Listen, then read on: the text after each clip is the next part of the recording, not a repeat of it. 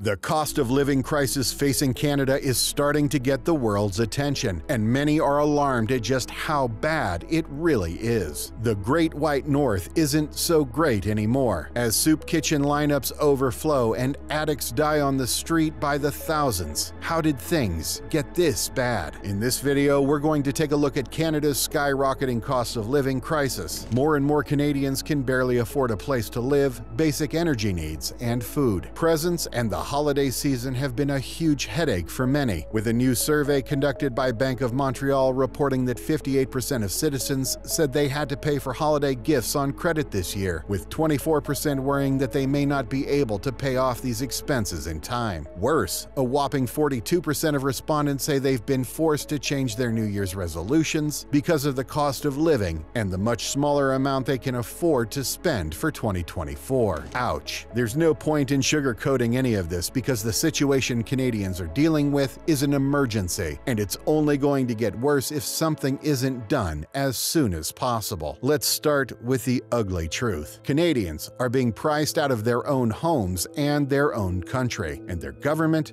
doesn't give a damn. If that sounds like an exaggeration, take the recent comments by Deputy Prime Minister and Minister of Finance Chrystia Freeland appearing on CTV's Your Morning Show. Asked about inflation, record high prices, and the difficulty Canadians have to afford basic necessities, Freeland said she can relate to it because a church in her neighborhood hosts a food bank once a week, and it's heartbreaking that Canadians need to go to them. She said it kills her to see the suffering of Canadians. You know, when you are put by your fellow Canadians in a position like mine, your job is to wake up every day and think, what are the problems people have, and what can I try to do today to make it better? It kills her so much, apparently, that Freeland has previously urged Canadians to unsubscribe from Disney Plus to fight record-high prices. It kills her so much that she comfortably sits in a high-ranking position in the Trudeau government, which is directly to blame for much of the cost of living crisis. Is anybody else buying this? Let's start by looking at housing costs and how out of reach they have become for many Canadians. The Canadian real estate market has experienced unprecedented growth, driving home prices to new heights, doubling in several provinces and rising sharply in most others. Incoming waves of mass immigration have made housing shortages even more acute, as a limited housing supply in overly crowded urban areas makes it increasingly challenging for many Canadians, especially first-time homebuyers and renters, to enter the market. Home prices are expected to climb 5.5% more in 2024 to an average of $843,684 for a new home. Canada would need to build 170,000 new homes every 3 months at this rate of population growth, and that's not happening. Housing markets such as Toronto have home prices that are expected to rise 6% to $1,198,012 on average. Where are regular Canadians supposed to live or rent? Then you come to energy prices, from heating and utilities to gas. Canadians are facing rising costs in essential areas such as heating, electricity, and transportation.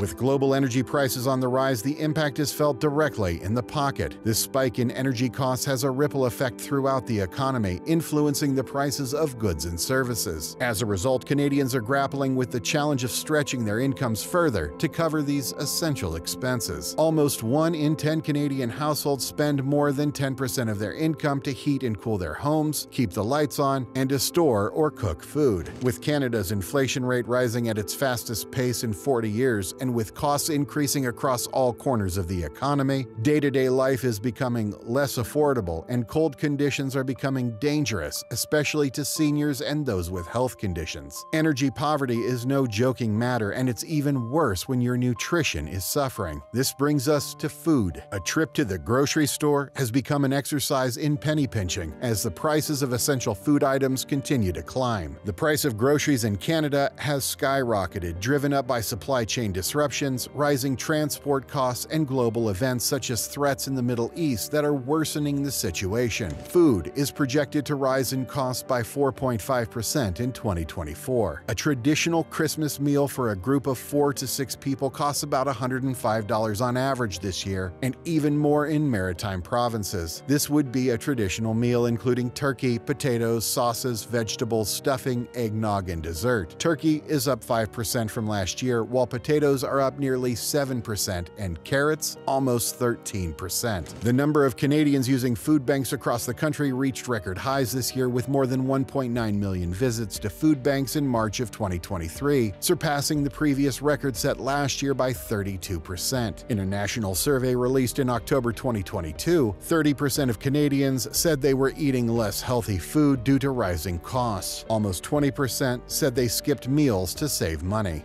Merry Christmas, Canada.